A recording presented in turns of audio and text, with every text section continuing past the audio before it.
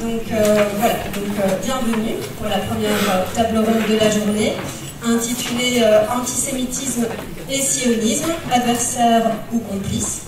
Donc, pour cette table ronde, j'ai eu le plaisir d'accueillir Esther Benbassa et Nitzan Perelman. Vraiment, merci beaucoup à toutes les deux d'être présentes ce matin. Donc, je vous présente brièvement.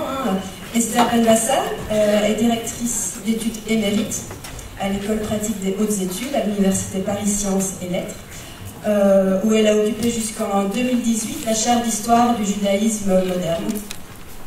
Elle est aussi ancienne sénatrice, écologiste du Val-de-Marne, puis de Paris entre 2011 et 2023.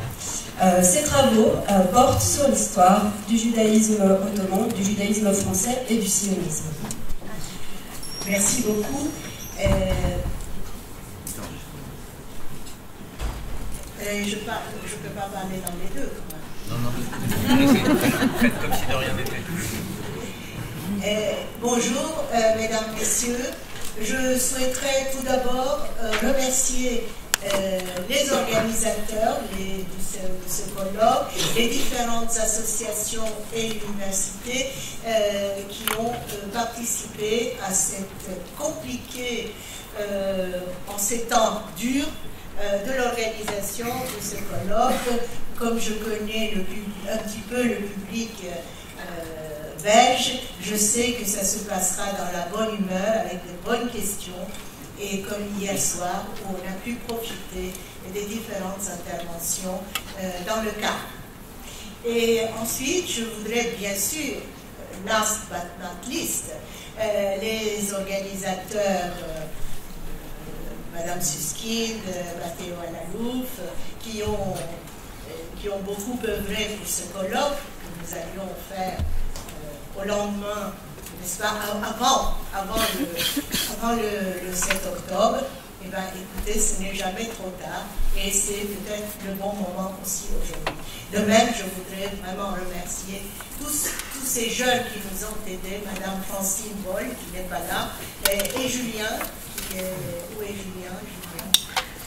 Voilà, Julien, ils nous ont vraiment aidés, ramenés à l'hôtel, fait tout le nécessaire. Bon, donc tout le monde est remercié et je vais, pas seulement dans l'organisation très carrée, les emails, etc. Et vous aussi, madame, puisque vous avez été notre interlocutrice et directe ces derniers temps. L'intitulé de cette table ronde, en forme de question, n'est-ce pas, antisémitisme et sionisme, adversaire ou complice. C'est un intitulé en forme de question. Et cette question de la table ronde suggère de choisir entre deux options, adversaire ou complice. Historiquement, il est évidemment difficile de s'en tenir là, et si c'était les deux. Le lien ambigu qui, à l'ère contemporaine, s'est tissé entre antisémitisme et sionisme se situe d'abord dans la continuité du rejet du peuple juif pendant des siècles, en tant que peuple déicide. Le meurtre de Jésus par les Juifs et le refus de reconnaître sa messianité et sa nature divine seront fortement au fondement de l'antijudaïsme qui imprégnera l'imaginaire des populations et débouchera sur leur mise au banc au Moyen-Âge. Enfermés dans des ghettos, sujets aux expulsions, progressivement interdits d'exercer certains métiers, les Juifs représentent au Moyen-Âge l'autre par excellence.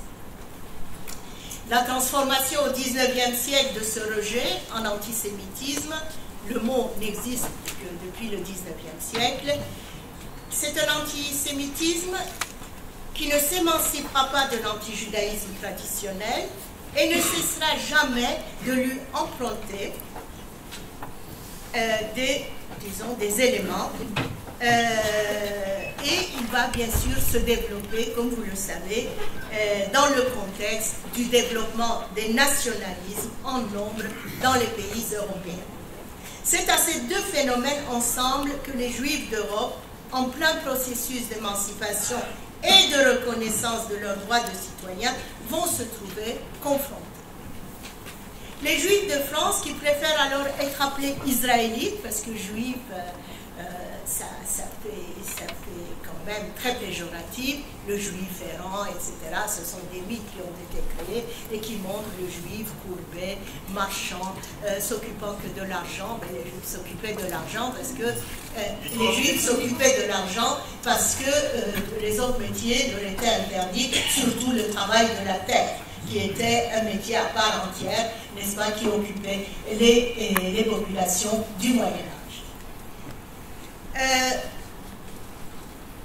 Les Juifs de France, en s'appelant Israélites, s'éloignent de cette image négative du Juif. Eux, ils ne choisiront pas le nationalisme juif. Dans l'association du grand antisémite Drummond, il y avait plus de membres qui soutenaient le départ des Juifs en Palestine qu'à la Fédération sioniste. C'est difficile d'imaginer, mais c'est vrai.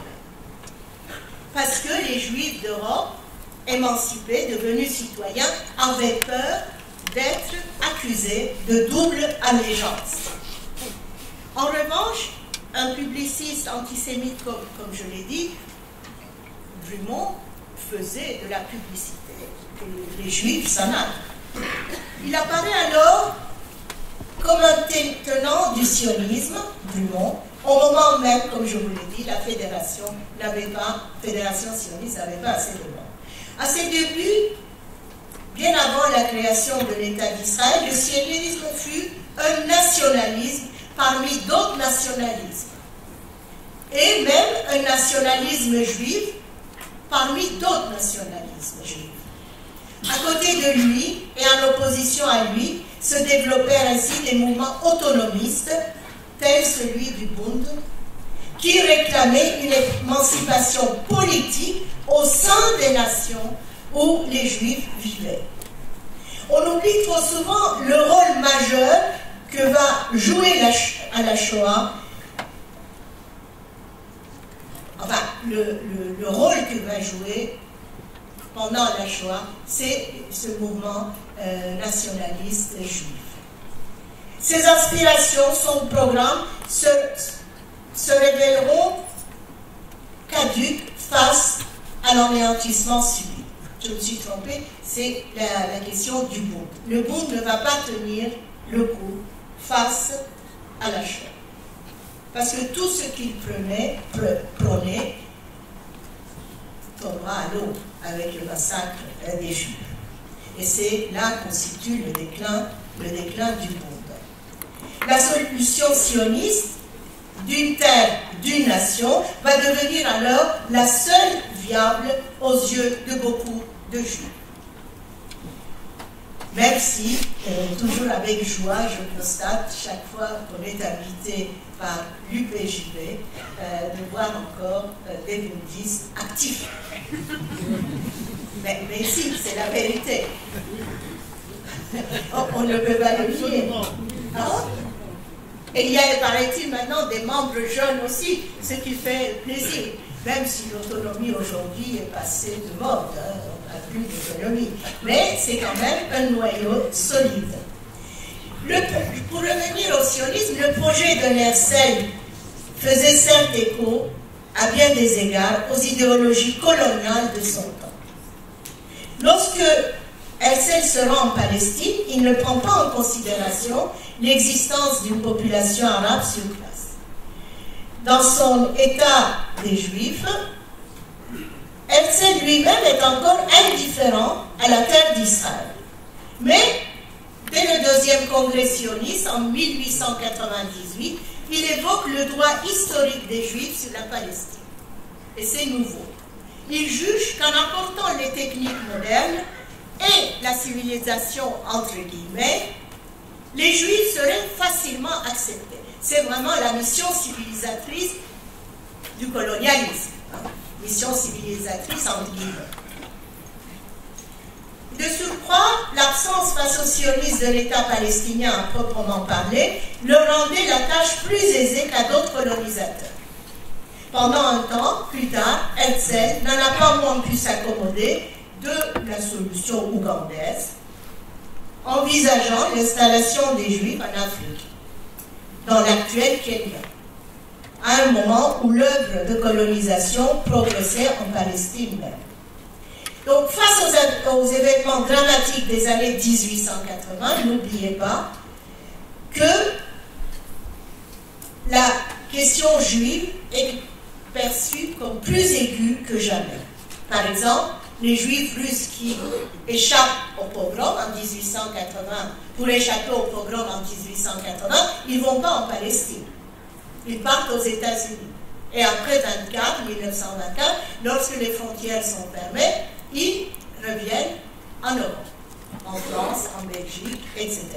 Donc, il faut voir que la Palestine n'est pas quand même la seule localisation à laquelle pensent les sionistes eux-mêmes. Il y aura aussi le baron de Hirsch, le fameux baron de Hirsch, qui crée dans la Pampa des colonies juives, pensant que les Juifs trouveraient refuge, les Juifs échappant au pogrom trouveraient refuge en Argentine. Puis il y a bien sûr d'autres, après la mort de Herzl, le mouvement sioniste envisage de s'installer à Galveston aux États-Unis, ça ne marche pas, Madagascar, etc. Alors donc, il ne faut pas prendre le sionisme à ses débuts, je résume, comme un souhait inévitable de colonisation de la Palestine. On voit plus ou moins qu'il y a des problèmes et qu'il faut peut-être se diriger vers ailleurs.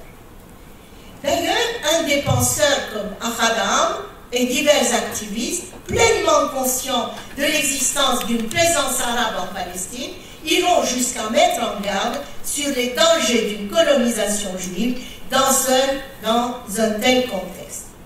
Était-il bien sage de créer là une future nation juive? C'était le questionnement du moment.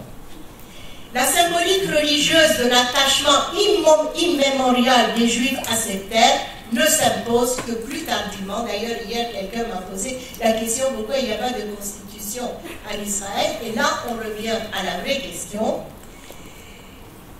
Quand il apparaît clairement que la nation en construction a besoin d'un enracinement, que seuls les textes bibliques semblent à même de lui garantir, alors on se tourne vers les ultra-orthodoxes, qui demeurent résolument hostiles au sionisme. Je ne parle pas des naturés Carta maintenant qui ont le générateur électrique, etc., qui ne reconnaissent pas l'État d'Israël, qui n'envoient pas leurs enfants à l'armée, etc. Même maintenant, auprès de 7 octobre, il paraît qu'il y a eu quelques changements. Alors, aux yeux des ultra-orthodoxes, c'est à Dieu et à son Messie à venir qu'il revient de rassembler les Juifs sur cette terre. Ce n'est pas les hommes, ni les femmes, bien sûr. C'est peu avant 1920 qu'Abraham Isaac Kook, maître à penser du sionisme religieux, proposera une combinaison des deux dimensions, en faisant de l'État d'Israël en formation le marchepied du trône de Dieu sur la terre, lui conférant de ce fait un statut messianique et métaphysique exceptionnel. On revient là au désir aussi des évangéliques américains qui voient Israël comme un marchepied, un Israël messianique, et ils le soutiennent comme tel.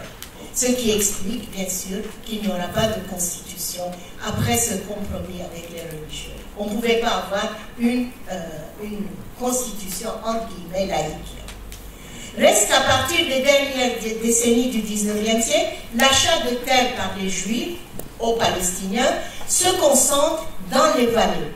Aucune terre n'est quasiment acquise dans les régions montagneuses, cœur pourtant de l'Israël authentique, de la Judée et Samarie. Celui-ci reste ainsi hors de la portée des nouveaux colons. Un décalage s'installe entre l'Israël de l'imaginaire religieux et celui qui est en voie de construction. Le vrai, entre guillemets, Israël ne ressemble pas à l'Israël idéalisé. Une dissonance qui ne cessera de hanter ses habitants jusqu'à nos jours. Antisémitisme, religion juive, sionisme et l'État israélien peuvent et même doivent être pensés ensemble. Le rapport n'en sont pas moins ambigus. S'il contribue à l'émergence d'une modernité juive, l'antisémitisme n'est pas en lui-même un phénomène nouveau. Ne mettons pas tout sur le dos de la deuxième intifada des guerres en Gaza et au 7 octobre. Pardon. L'antisémitisme, sous ses différentes formes, comme je vous l'ai dit, ont existé depuis le Moyen-Âge et aussi avant, mais sous d'autres formules. Et là, l'antisémitisme a plus servi de déclencher dans l'esprit de Herzl, qui était quand même plutôt athée, et de certains de ses contemporains, découvrant que le pays de l'égalité des droits et de l'intégration lui-même n'était pas à l'abri de l'antisémitisme, et nous parlons du 19e siècle, affaire Dreyfus, etc. On peut de même imaginer un mouvement nationaliste juif sans revendication territoriale, comme je l'ai expliqué plus haut. Ce mouvement aurait permis aux Juifs d'Europe de devenir une nation sans quitter le concert des nations européennes. Enfin, il n'y a pas toujours eu de désir d'Israël, proprement dit, chez ceux qui quittaient leur pays en Europe de l'Est pour fuir les pogroms. Ils ne fuyaient d'ailleurs pas seulement les pogroms, ils fuyaient aussi la pauvreté. Et ils savaient qu'ils seraient confrontés à la pauvreté en Palestine. Beaucoup allèrent d'ailleurs, comme je l'ai dit, dans d'autres directions. Reste qu'après la Shoah, il ne fut plus possible de contester à Israël son statut de terre d'accueil et de refuge pour tous ceux qui avaient traversé tant de souffrances. C'est dans cette perspective, peut-être, et sans renoncer à la nuance, que se tissent les rapports complexes entre antisémitisme et sionisme. Le sionisme, comme réponse et comme remède à l'antisémitisme, je pose la question, oui et non. La fondation de l'État d'Israël au mépris de ses habitants palestiniens et leur expulsion comme aiguillon de nouvel antisémitisme, là aussi je pose la question, oui et non. N'oublions pas que la haine du juif et la haine des Palestiniens vont se nourrir mutuellement sur place.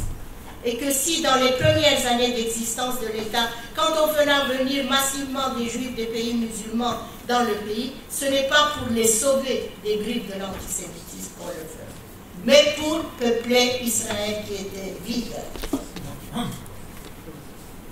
Ces dernières années, à chaque regain d'antisémitisme, y compris en France, on observe certainement des vraies vagues d'émigration vers Israël.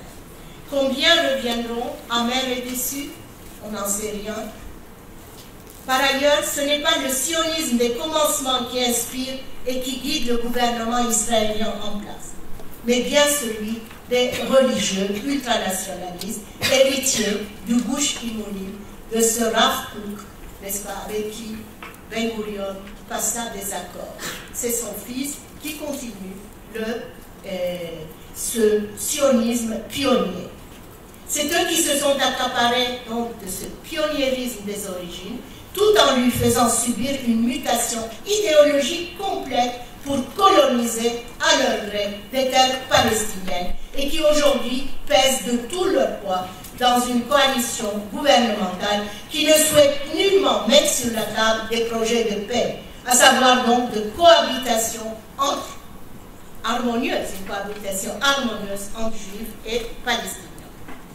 Les Palestiniens nourrissent de la haine envers les Israéliens, évidemment alimentée par des décennies de colonisation, de violence et d'oppression.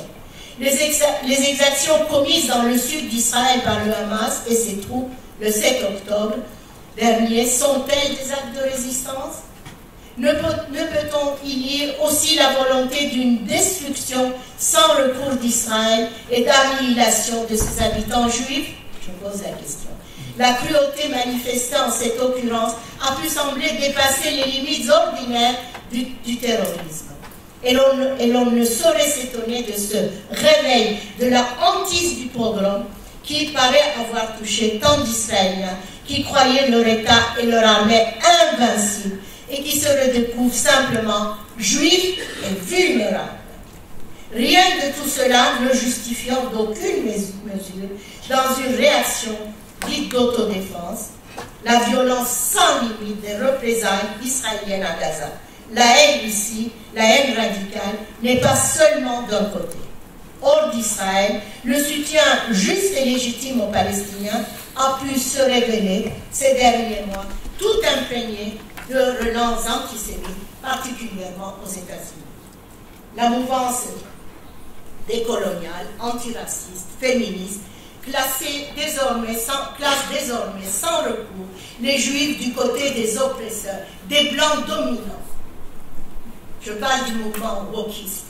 Mais croit-on, je ne suis pas contre le woke, mais croit-on qu'il suffira qu'Israël soit détruit pour que l'antisémitisme, celui-là et les autres, disparaissent?